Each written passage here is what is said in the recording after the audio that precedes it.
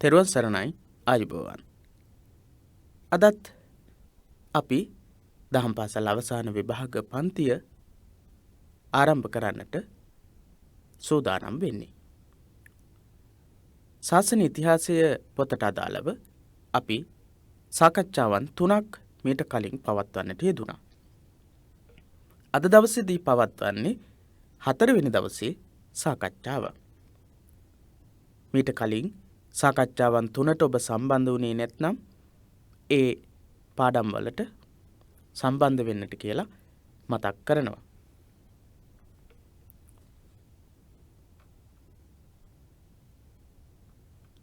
අපි මේ සියලුම පාඩම් සිදු කරන්නේ කුමක් හරහාද කියන එක මේ දරුවෝ දැන් මේ වෙද්දිත් දන්නවා. පිරිවෙන දහම් පාසල අපේ YouTube නාලිකාවක් තියෙනවා. ඒකත් පිරිවෙන දහම් පාසල අපේ Facebook පිටුවක් තියෙනවා, මුහුණු පොතේ පිටුවක්. ඒ පිටුවේ තමයි දැනුවත් කළ යුතු සියලුම දේවල් අපි මේ පන්ති වලට සම්බන්ධ දැනුවත් කිරීම සිදු කරන්නේ සහ මේ පාඩම් සජීවීව ඔබට ඉදිරිපත් කරන්නේ. එහෙනම් ඒ පිටුවත් එක්ක සම්බන්ධ වෙලා නැත්නම් පිටුවත් එක්කත් සම්බන්ධ වෙන්න. ඊට අමතරව දහම් පාසල් අවසාන විභාග පන්ති එකමුතුව කියලා අපේ එකමුතුවක් තියෙනවා.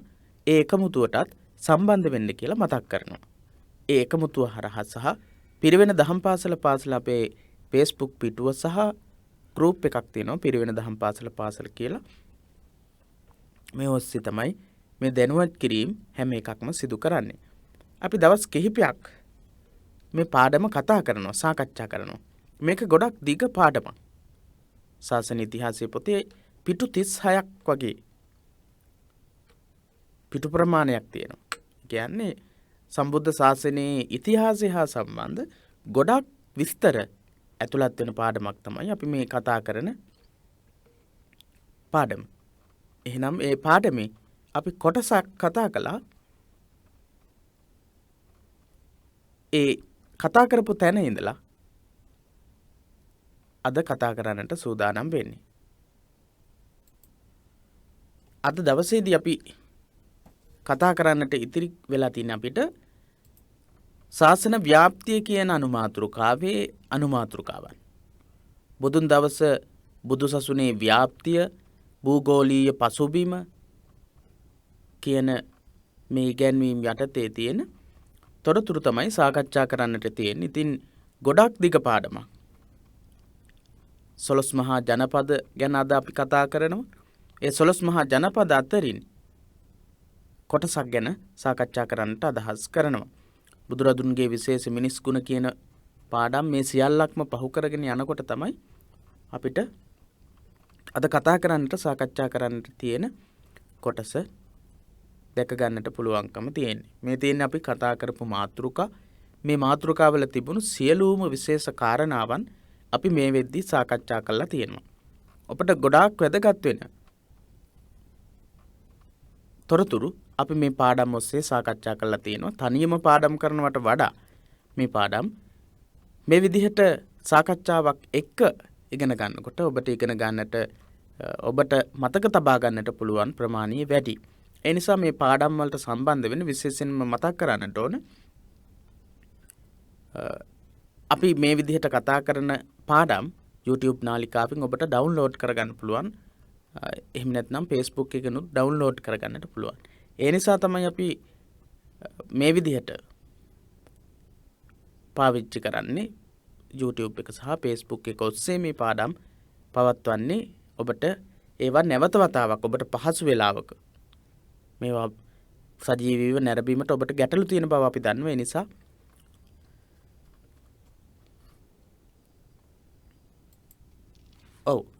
අපි කතා කරලා තියෙන්නේ බුදුරදුන් උපයෝගී කරගත් sannivedana මාධ්‍ය කියන තැනට එනකන් විතරයි අපි කතා කරලා තියෙන්නේ. තාදී ගුණය තමයි ගේ සතිය අවසානට කතා කරලා තියෙන්නේ. ඒ නිසා එතන ඉඳලා අපි සාකච්ඡාව සිදු කරමු. ඊට පස්සේ දවසේ තමයි අපිට ශාසන ව්‍යාප්තිය කියන අනුමාතෘකාව යටතේ තියෙන තොරතුරු මේ පාඩමේ දෙවැනි කොටස සාකච්ඡා කරන්නට වෙන්නේ. ඒ නිසා පෙරලා ගන්න බුදුරජාණන් වහන්සේ උපයෝගී කරගත් මාධ්‍යයන් ධර්මයේ දේශනා කිරීම සඳහා පාවිච්චි කරපු මාධ්‍යයන් ක්‍රමයන් මොනවද කියලා. මේක ගොඩක් වැදගත් වෙන තොරතුරු තියෙන කොටසක්. පහුගිය වර්ෂවලදී ගොඩක් ප්‍රශ්න යොමු වෙලා තියෙනවා බුදුරජාණන් වහන්සේ ධර්මයේ දේශනා කිරීම සඳහා පාවිච්චි කරපු ක්‍රම මොනවද කියන එක ගැන. එහෙනම් අපි බලමු බුදුරජාණන් වහන්සේ උපයෝගී කරගත් විවිධ දේශනා ක්‍රමත් වෙනත් ක්‍රම ශිල්ප භාවිතයටගත් භාෂා මාධ්‍යත් උන්වහන්සේගේ කාර්ය සාර්ථකත්වයට හේතු විය. බුදුරජාණන් වහන්සේගේ මේ කාර්ය සාර්ථක වෙන්න හේතුවක් වුණා විවිධ දේශනා ක්‍රම. අපි ඒ ගැන කතා කරනවා.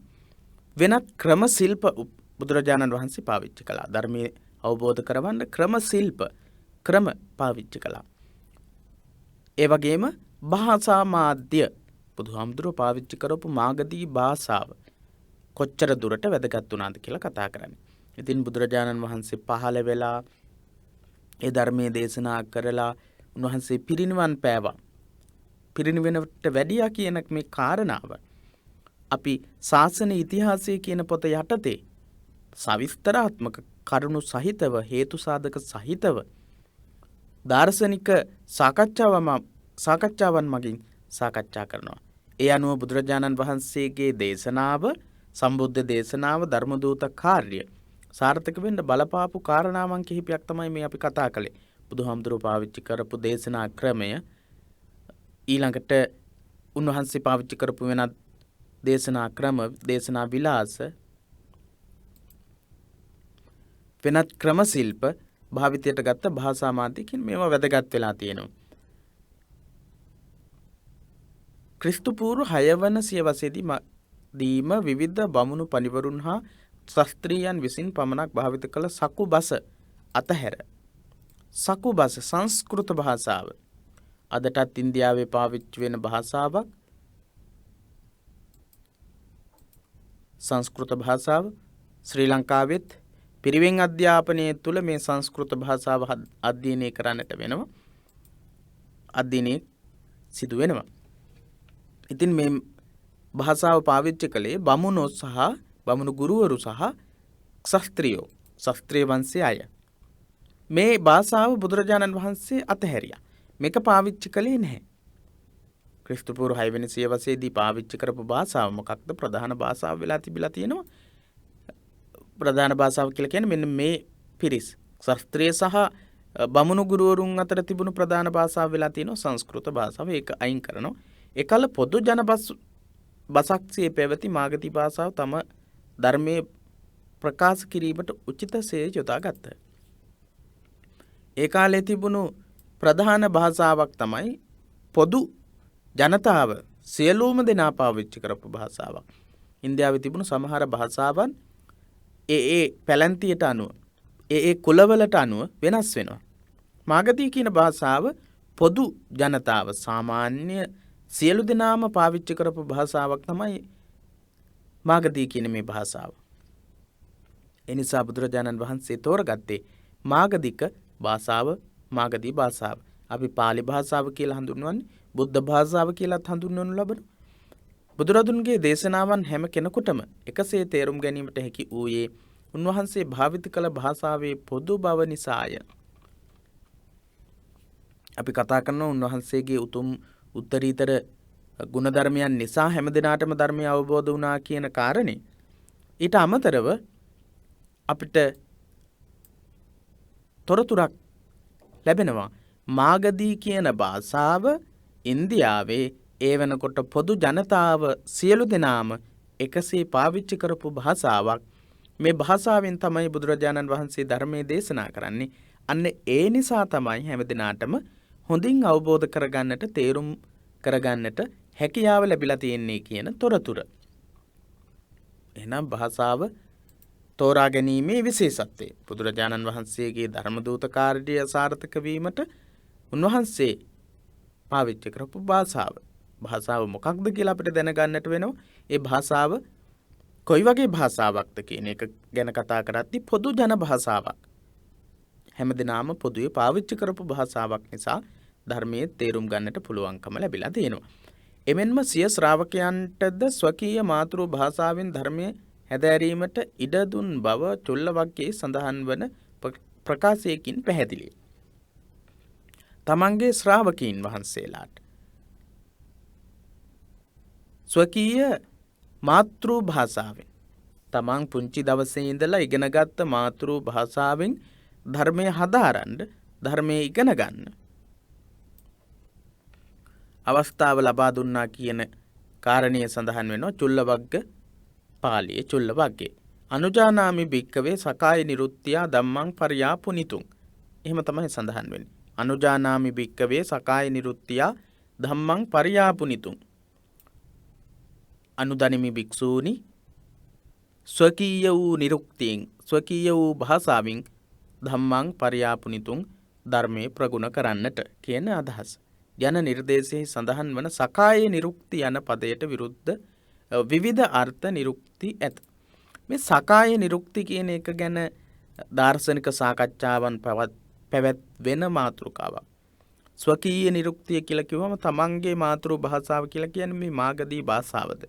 එහෙම නැත්නම් සංස්කෘත භාෂාවක්. දැන් අපි උදාහරණයක් විදිහට ගත්තොත් සංස්කෘත භාෂාව මාතෘ භාෂාව විදිහට පාවිච්චි කරපු කෙනෙක්ට සංස්කෘත භාෂාවෙන් මේක හදාරන්නට අවස්ථාව ලබා දීමක්ද මේ වෙලා තියෙන්නේ.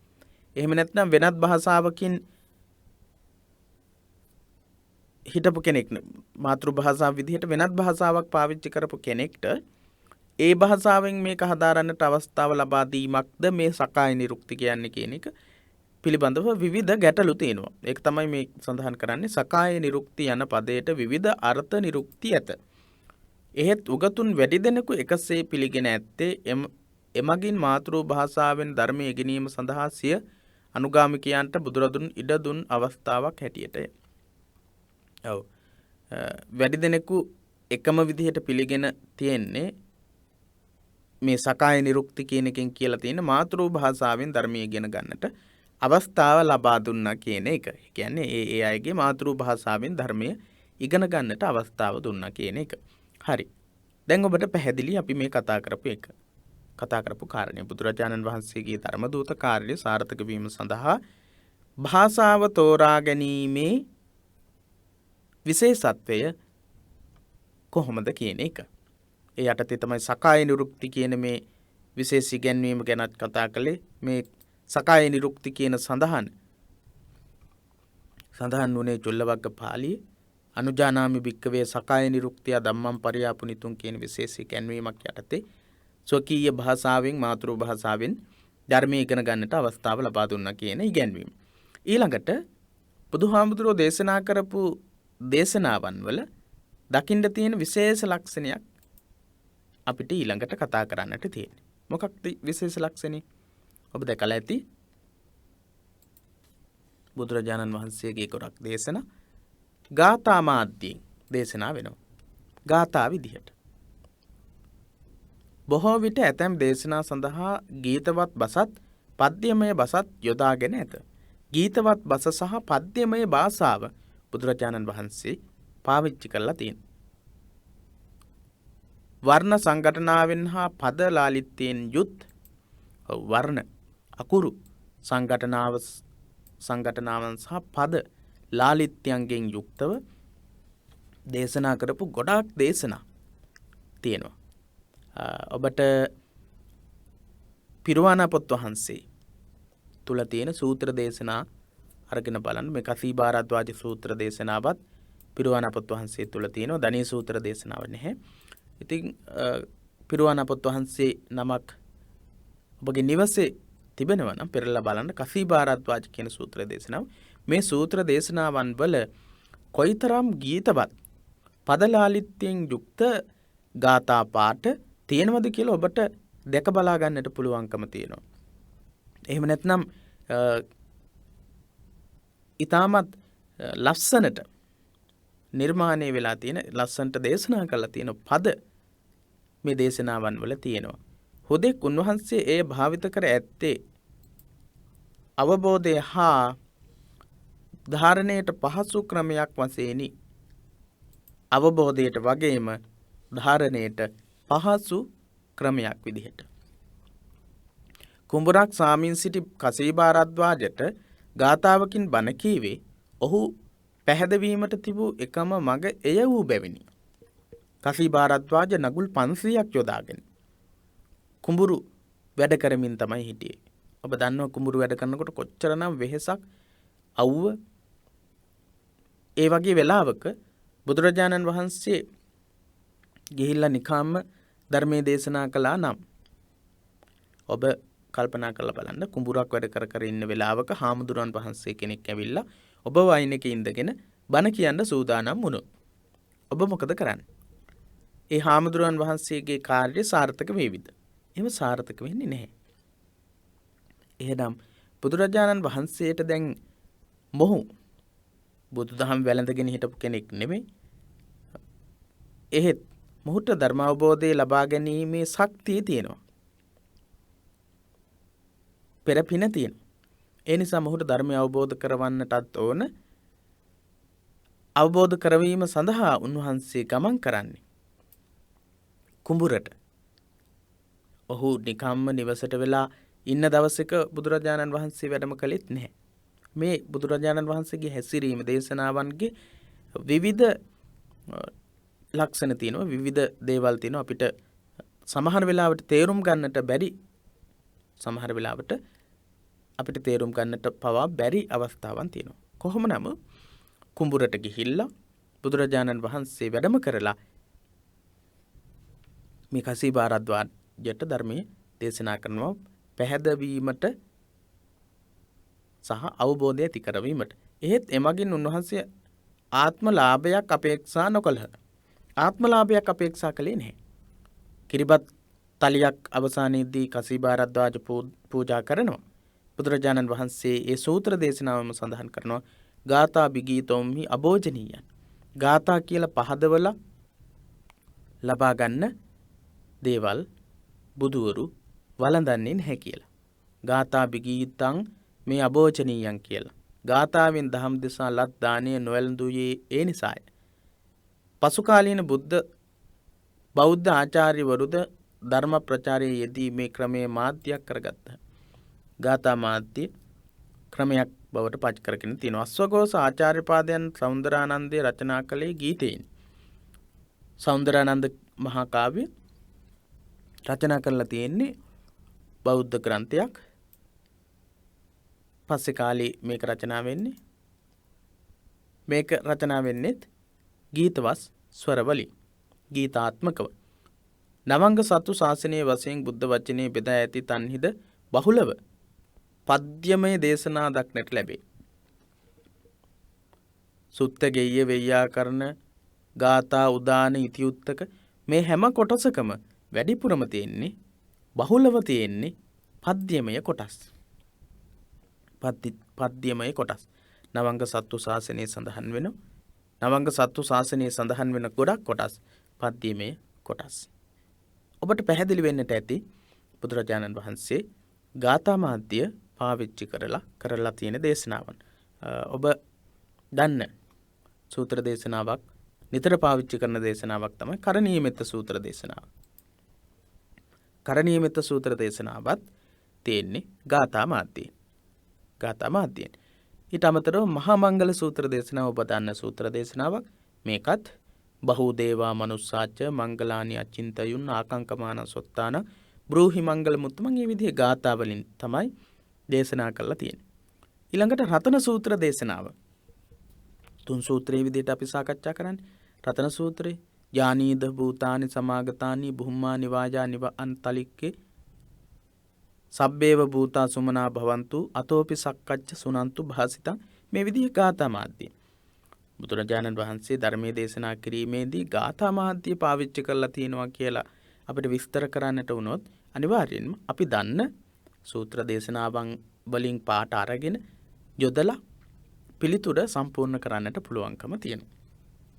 බුදුරජාණන් වහන්සේගේ දේශනා මාධ්‍ය තුල ගාථා භාවිතය තමයි අපි කතා කළේ. ඊළඟට තවත් විශේෂ ඉගැන්වීමක් තියෙනවා මනෝවිද්‍යානුකූල පදනම්. බුදුහාමුදුරුවෝ ආවට ගියාට ධර්මයේ දේශනා කළේ නැහැ. හොඳ මනෝවිද්‍යානුකූල පදනමක් එක්ක තමයි ධර්මයේ දේශනා කරලා තියෙන්නේ. මනෝවිද්‍යානුකූල පදනමක් එක්ක ධර්මයේ දේශනා කරන්නට කියලා තමයි බුදුරජාණන් වහන්සේ අනුශාසනා කළා තියෙන්නේ. අපි මුලින් කතා කරපු කසී භාරද්වාජ. කසී භාරද්වාජ වෙහෙසයිලා මහන්සියෙන් විශාල පිරිසක් කරත් ගවයෝ ගැල් 500ක් නගුල් 500ක් ගැල් නෙවෙයි නගුල් වලින් තමයි පංච නංගල සතානි 500ක් නගුල් යොදාගෙන හානවා කියලා. ඒ වගේ වෙලාවක ඒ කසී භාරද්වාජ කොච්චර කාර්යබහුල කෙනෙක් වෙන්න ඕන. ඒ වුණත් මනෝවිද්‍යානුකූල පදනමක් එක්ක බුදුරජාණන් වහන්සේ ධර්මයේ ඔහුට අවබෝධ කරවනවා. ඊට පස්සේ මේ මනෝවිද්‍යානුකූල පදනම කියන එක යටතේත් අපි කතා කරන උදාහරණ බලමු බුදුරජාණන් වහන්සේ මනෝවිද්‍යානුකූලව ධර්මයේ කොහොමද දේශනා කළා තියෙන්නේ කියලා. බුදුරදුන්ගේ දේශනා පරයයන් බොහෝ දුරටම මනෝවිද්‍යානුකූලව මෙන්ම පුද්ගල විවිධතා අනුව ගොඩනැගී තිබිනි. මනෝවිද්‍යානුකූල පදනමක් සහ පුද්ගලයන්ගේ විවිධතා තියෙනවා. එක එක අය. අනේ පිළිසිටුතුමා කියන්නේ එක චරිතයක් පෙන්වුම් කරපු කෙනෙක්. කොසල් රජතුමා තවත් කෙනෙක්. ඊට අමතරව තවත් බුදුහාමුදුරුවෝ ගාවට පැමිණිච්ච ගොඩක් අය විවිධ ලක්ෂණ තිබුණු විවිධ සමාජ පීඩන වලට පත්වෙච්ච විවිධ කරදර බාධා වලට පත්වෙච්ච විවිධ හිරිහැර වලට පත්වෙච්ච අය තමයි බුදුහාමුදුරුවෝ ගාවට එන්නේ. එහෙම නැත්නම් බුදුරජාණන් වහන්සේ හොයාගෙන යන්නේ වඩින්නේ. දාන කතා, සීල කතා, සග්ග කතා ආදී වශයෙන් අනුපිළිවෙල ක්‍රමයට ආරම්භ කොට පුද්ගලානුකූල ගැඹුරු හරවත් ධර්මයක් ඉදිරිපත් කිරීම එක් විශේෂ ක්‍රමයක් විය. බුදුරජාණන් වහන්සේ වැඩම කරලා හෝ බුදුරජාණන් වහන්සේ සමීපයට පැමිණි අයට දාන කතා මේ 32ක් කතා වලින් තමයි බුදුහාමුදුරුවෝ ධර්මයේ දේශනා කරන්නේ. දානය ගැන දේශනාවන් පවත්වනවා, සීලය ගැන, දිව්‍ය ලෝක ගැන කතා දේශනා කරන ඒ විදිහේ ආනුපුබ්බී කතා අනුපිළිවෙල කතාවකට තමයි ධර්මයේ දේශනා කරන්නේ. මේ අනුපිළිවෙල කතාවේ ප්‍රධානම අරමුණ මනෝවිද්‍යානුකූලව ඒ පුද්ගලයාව ඒ දේශනාව තුළින් ක්‍රමක්‍රමයෙන් ගැඹුර කරා අරගෙන යෑම. එහෙනම් පුද්ගලයා ධර්මය අවබෝධ කරගන්නවා කියලා කියන්නේ මොකක්ද? මනෝවිද්‍යානුකූලව මානසික අවධානය සම්පූර්ණයෙන්ම ඒ කෙරෙහි යොමු කරවනවා. ඒ කෙරෙහි යොමු කරවලා මේක අවබෝධ කරගන්නවා කියන එක. අඟුලිමාල උදාහරණයකට ගත්තොත් දාමරිකයෙක් විදිහට මිනිමරුවෙක් විදිහට හිටපු කෙනෙක්. බුදුරජාණන් වහන්සේ ධර්මයේ දේශනා කරනවා.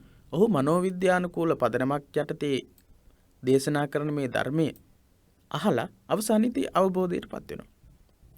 එහෙනම් බුදුරජාණන් වහන්සේගේ දේශනාවේ දාන කතා, සීල කතා, සග්ග කතා මේ විදිහේ අනුපිළිවෙල කතා ක්‍රමයක් තිබුණා. මනෝවිද්‍යානුකූල ක්‍රමයක් යටතේ තමයි ඒක සිදු වෙලා තියෙන්නේ. පුද්ගලයාගේ කායික හා මානසික වූ పూర్ව සෝදානම ගැන තිබුණු නිරීක්ෂණයකින් පසුව බුදුරදුන් දහම් දෙස ඇත.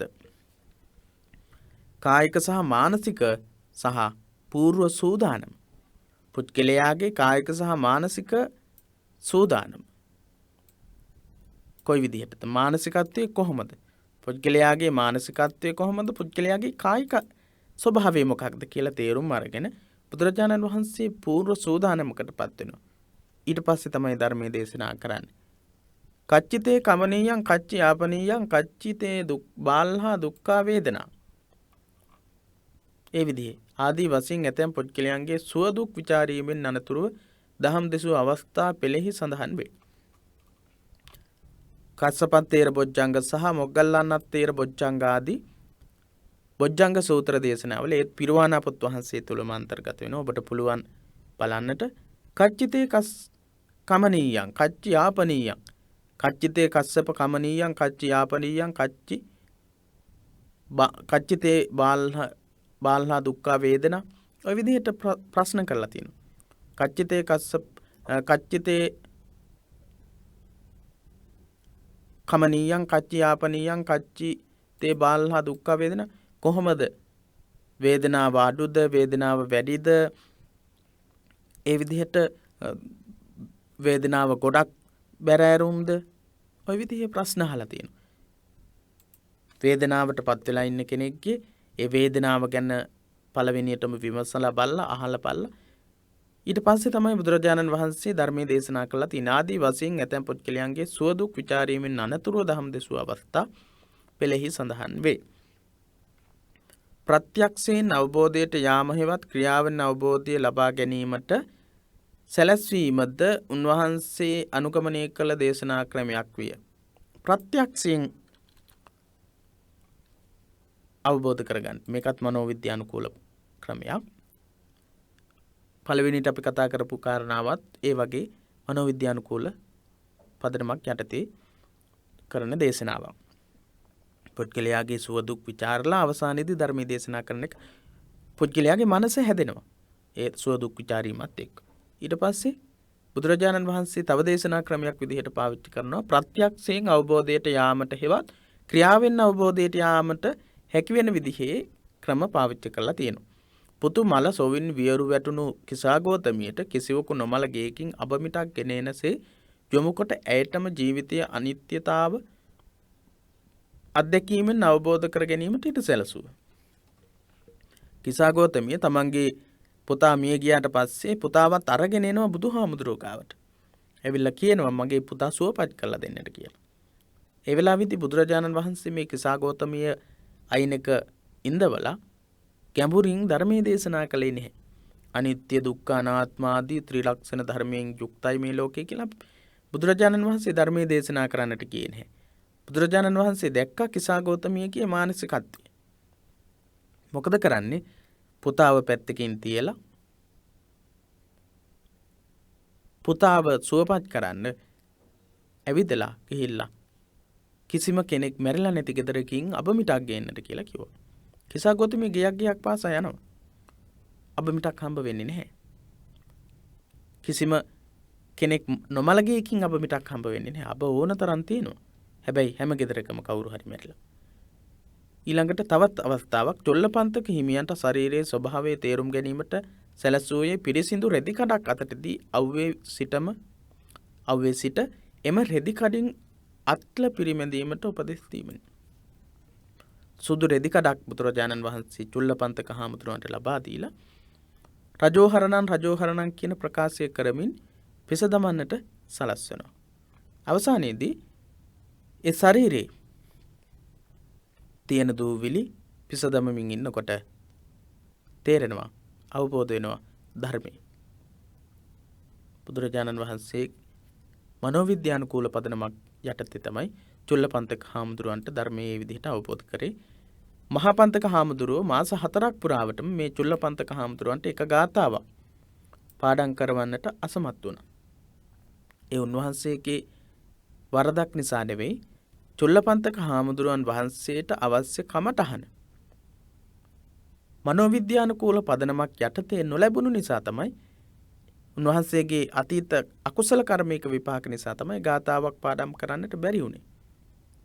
ඒ නිසා බුදුරජාණන් වහන්සේ ලබා දුන්නු ක්‍රමයට අනුව චුල්ලපන්තක හාමුදුරුවෝ බොහෝ රූපමැවීමේ භික්ෂුන් වහන්සේලා අතර අග්‍රස්ථානයට පත්වෙමින් මහරහත් භාවයට පත් වුණා.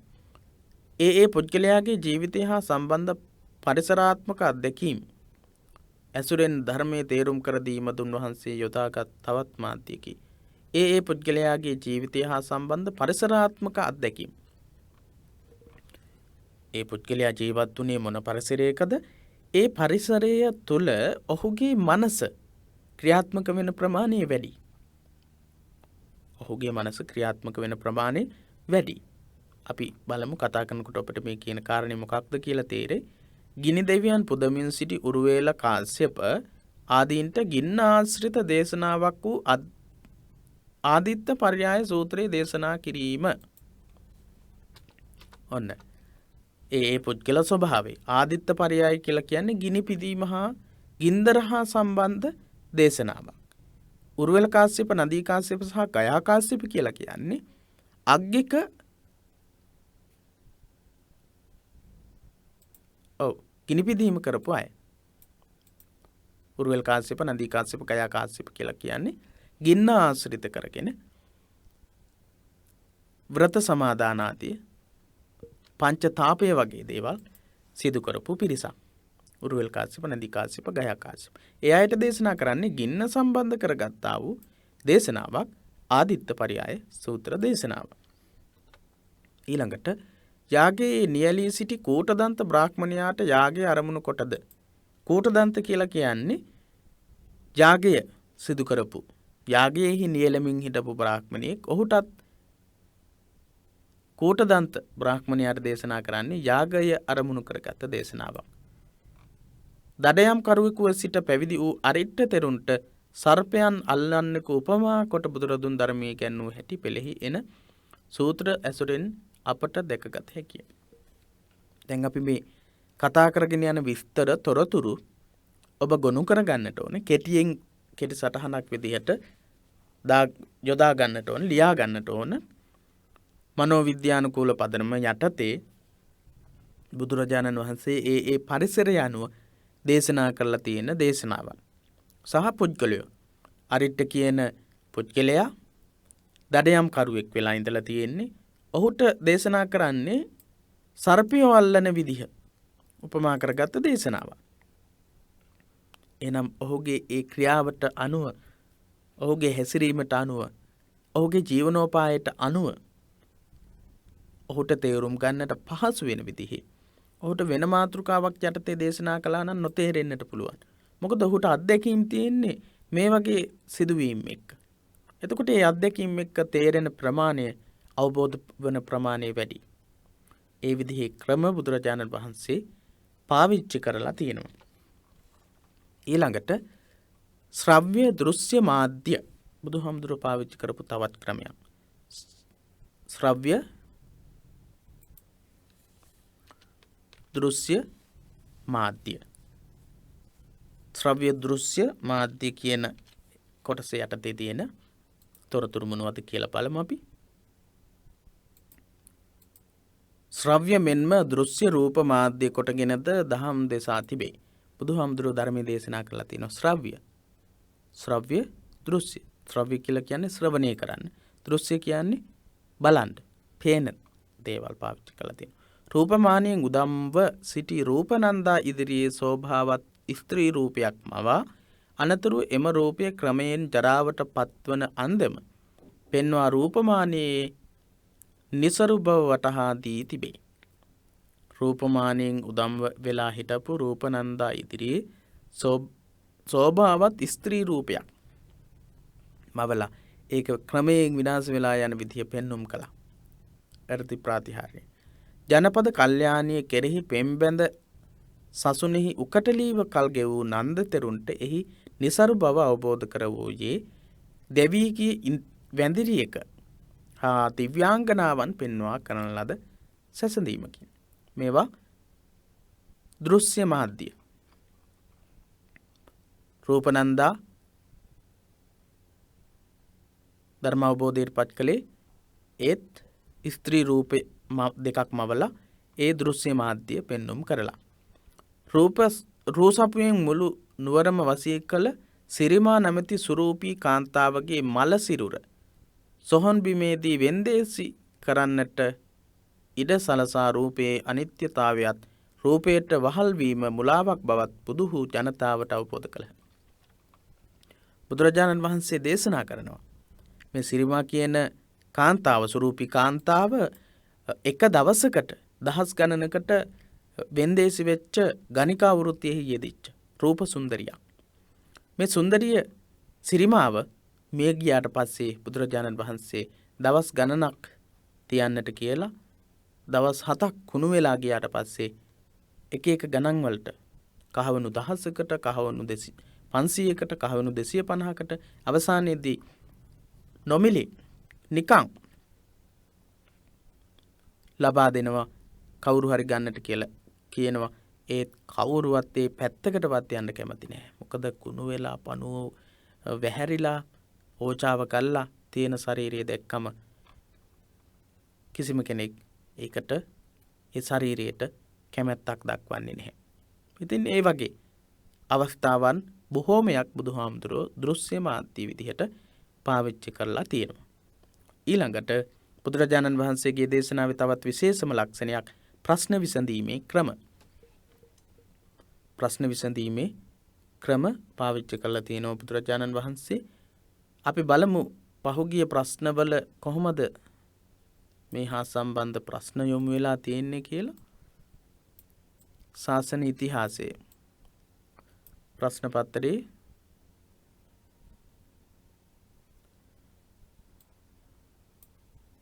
ඔව් 2017 අවුරුද්දේ ඒ හා සම්බන්ධ අපි මේ කතා කරපු තොරතුරු වලට සම්බන්ධ ප්‍රශ්නයක් ඉදිරිපත් වෙන්නේ නැහැ. ඒ නිසා මේ වතාවේදී අවධානයෙන් ඒ කොටස කෙරෙහි අවධානය යොමු කරන්නට කියලා ඔබට මතක් කරනවා. ඊළඟට අපි බලමු 2018-2019 අවුරුද්දේ ශාසන ඉතිහාසයේ ප්‍රශ්න පත්‍රයේ කොහොමද ප්‍රශ්න ඉදිරිපත් වෙලා තියෙන්නේ කියලා.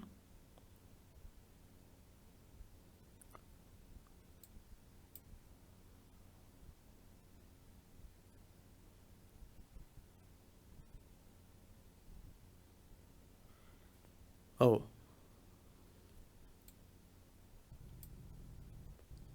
බුදුරදුන් ප්‍රශ්න විසඳීමට භාවිත කළ ක්‍රම 4ක් නම් කර ඒවා කෙටියෙන් හඳුන්වන්න. අන්නේ ප්‍රශ්නේ 2018-2019 අවුරුද්දේ යොමු වෙලා තියෙනවා. බුදුරදුන් ප්‍රශ්න විසඳීමට භාවිත කළ ක්‍රම 4ක් නම් කරන්නට කියන ප්‍රශ්නේ. ඊට අමතරව බුදුරජාණන් වහන්සේ ධර්මයේ දේශනා කිරීමේදී පාවිච්චි කරපු විවිධ ක්‍රම මනෝවිද්‍යාත්මක ශ්‍රව්‍ය දෘශ්‍ය මාධ්‍යයන් පාවිච්චි කිරීම ඒ විදිහ අපි ගොඩක් දේවල් කතා කළා. ඒ සම්බන්ධව ප්‍රශ්න යොමු වෙන්නට පුළුවන්. ප්‍රශ්න විසඳීමේ ක්‍රම 4 මොනවද කියලා අපි කතා කරමු. තමන් වහන්සේ වෙත සැක දුරු කර ගැනීම සඳහා එන පුද්ගලයන්ට උන්වහන්සේ දහම් දෙසූ ක්‍රම 4ක් ගැන ත්‍රිපිටකයේ තුල සඳහන් වෙනවා. එක කාරණයක් ඒකංශ ව්‍යාකරණීය නමින් හැඳින්වෙන අසන ප්‍රශ්නයට එක එල්ලේම පිළිතුරු දේශනා කිරීම පළමු වන ක්‍රමයයි. අහන ප්‍රශ්නයට පළවෙනියටම බුදුරජාණන් වහන්සේ පිළිතුරු දෙනවා. කවුරු හරි ප්‍රශ්නයක් ඇහුවොත් ඒ ප්‍රශ්නයට එක හෙලාම එක එල්ලේ බුදුරජාණන් වහන්සේ පිළිතුරු දෙනවා. උදාහරණයක් විදිහට ගත්තොත් මහා මංගල සූත්‍ර දේශනාව. දෙවිවරු ඇවිල්ලා ප්‍රශ්නයක් ඉදිරිපත් කරනවා. බහූ දේවා මනුස්සාච මංගලානි අචින්තයුන් ආකංකමානසුත්තානම් බ්‍රෝහි මංගල මුත්තම. බොහෝ දෙවියන් සහ මිනිසුන් මංගල කරුණු මොනවද කියලා ප්‍රශ්නයකට පත් වෙලා තියෙනවා. බුදුරජාණන් වහන්සේ බ්‍රෝහි මංගල මුත්තමන් උතුම් වූ මංගල කාරණා දේශනා කරන්න කියලා ඉල්ලීමක් කළා. ඊට පස්සේ බුදුරජාණන් වහන්සේ දේශනා කරනවා අසේවනාච බාලානම් පණ්ඩිතානංච සේවනා පූජාච පූජනීයානම් ඒතම් මංගල මුත්තම. ඒ විදිහට දිගටම ඒ අහපු ප්‍රශ්නෙට බුදුරජාණන් වහන්සේ දිගටම උත්තර දෙනවා. පිළිතුරු ලබා දෙනවා. මංගල කාරණා 38ම දේශනා කරනවා. ඒ අතරමැදදී ඒ දෙවිවරු මංගල කාරණා ගැන ප්‍රශ්න කරලා නැහැ. එහෙනම් ඒකංශ ව්‍යාකරණීය කියලා කියන්නේ එක්කෙනෙක් ඇවිල්ලා එකපාරසෙවකින් ප්‍රශ්නයක් ඇහුවට පස්සේ ඒ ප්‍රශ්නවලට පිළිතුරු ලබා දීම. විභජ්‍ය ව්‍යාකරණීය ප්‍රශ්න කොටස් වලට බෙදා විග්‍රහ කොට එක් කොටසට වෙන් වශයෙන් පිළිතුරු සැපයීම දෙවන ක්‍රමයයි. බුදුහාමුදුරුවන්ගෙන් ප්‍රශ්නයක් ඇහුවම ඒ ප්‍රශ්නයට පිළිතුරු දෙනවා. ඒ ප්‍රශ්නේ කොටස් වලට වෙන් කරලා කොටස් වලට වෙන් කරලා බෙදලා දේශනා කරපු ක්‍රමයක් තියෙනවා. පටිපුච්ඡා ව්‍යාකරණීය හෙවත් ප්‍රතිප්‍රශ්න නගමින් දහම් දෙසීම තුන්වන ක්‍රමයයි. නැවත බුදුරජාණන් වහන්සේ ප්‍රශ්න අහන. එහෙම ප්‍රශ්න අසමින් චෝලසත්‍යක වගේ සූත්‍ර දේශනාව. තංකින් මඤ්ඤති අග්ගි වෙස්සන රූපං නිච්ඡං වා අනිච්ඡං වාති. අනිච්ඡං භන්ති.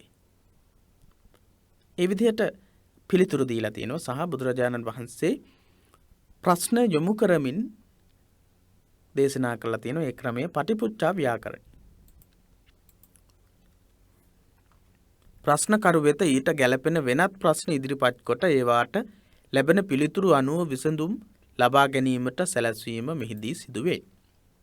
මෙතනදී වෙන්නේ ප්‍රශ්න ඉදිරිපත් කරන කෙනාට ඒ ප්‍රශ්නවලට ගැළපෙන ප්‍රශ්න ඉදිරිපත් කරලා තවත් අවබෝධය ඇති වෙන විදිහට පිළිතුරු ලබා දීමට තමයි මේ ක්‍රමය පාවිච්චි කරන්නේ පටිපුච්ඡා ව්‍යාකරණී ක්‍රමය. ඊළඟට තපනීය හෙවත් ඉවතලන ප්‍රශ්න තමයි 4 වෙනි කොටස. ප්‍රායෝගික වශයෙන් ජීවිතයට ඒ තරම් වැඩක් නැති ප්‍රශ්න මේ ගණයට අයිති වෙනවා. මේ වගේ ප්‍රශ්න විසඳීම් ක්‍රම දේශනා ක්‍රම බුදුරජාණන් වහන්සේ පාවිච්චි කරලා තියෙනවා. මෙවැනි විවිධ දේශනා ක්‍රම භාවිත කිරීම නිසාද බුදුරදුන්ගේ ධර්මදූත මෙහි ඉතා ඉක්මනින් පැතර ගිය බව කිව හැකිය. මෙසේ බුදුරදුන් ආරම්භ කළ ධර්මදූත සේවාව බුද්ධත්වයේ ඉඳලා පිරිනිවන් පාන මොහොත දක්වාම උන්වහන්සේ නොකඩවාම පවත්වාගෙන යනවා. උන්වහන්සේ තුළ පැවතුණු අවංක භාවය, ආත්ම විශ්වාසය, මනා සංවිධාන ශක්තිය, අධිෂ්ඨානීය මහා කරුණාව, මහා ප්‍රඥාව වගේ ගුණාංගයන් මේ විදිහට ධර්මයේ පවත්වාගෙන යාම සඳහා දේශනා කිරීම සඳහා හේතුවක් වෙලා තියෙනවා. ඊළඟ දවසේ අපි කතා කරමු ශාසන ව්‍යාප්තිය කියන මාතෘකාව යටතේ තියෙන තොරතුරු. ඉතින් ඔබට මතක් කරනවා මේ පාඩම් වලට සම්බන්ධ වෙන්න, සාකච්ඡා වලට සම්බන්ධ වෙන්න මේ තියෙන තොරතුරු හොඳින් තේරුම් අරගෙන අවබෝධ කරගෙන හොඳ දැනුමකින් ශාසන ඉතිහාසය පිළිබඳව, බෞද්ධ සංස්කෘතිය පිළිබඳව, බුද්ධ චරිතය පිළිබඳව, ඊට අමතරව බුද්ධ ධර්මය හා පාලි භාෂා පරිචය කියන කොටස යටතේ තියෙන තොරතුරු, අපි ධර්මීය බුදුදහමේ මූලික ඉගැන්වීම් ගැන ඒ කොටසේදී ඉගැන්වෙනවා. ධර්මාචාර්ය විභාගයටත් අනිවාර්යයෙන්ම මේ දහම් පාසල් අවසාන විභාගයේදී ඉගෙන ගන්න ගොඩක් දේවල් වැදගත් වෙනවා. ඒ නිසා හොඳ සූදානමක් වෙමු කියලා ඔබට මතක් කරන ගමන් අද දවසේ සාකච්ඡාව නිමා කරන්නටයි සූදානම් වෙන්නේ. ඔබට යම්කිසි ගැටලුවක්, යම්කිසි ප්‍රශ්නයක් තියෙනවා නම් ඒ ගැටලු ප්‍රශ්න අප වෙත යොමු කරන්නට කියලාත් මතක් කරන ගමන් හෙට දවසේදී බෞද්ධ සංස්කෘතිය පාඩම සමගින් සම්බන්ධ වීමේ බලාපොරොත්තුවෙන් අද දවසේ 4 වෙනි පාඩමෙන් ශාසන ඉතිහාසය 4 වෙනි පාඩමෙන් 4 වෙනි දින පාඩමෙන් සමුගන්නවා. පිරිවෙන දහම් පාසල අපේ සියලු සම්බන්ධතා සමගින් ඔබට තෙරුවන් සරණයි.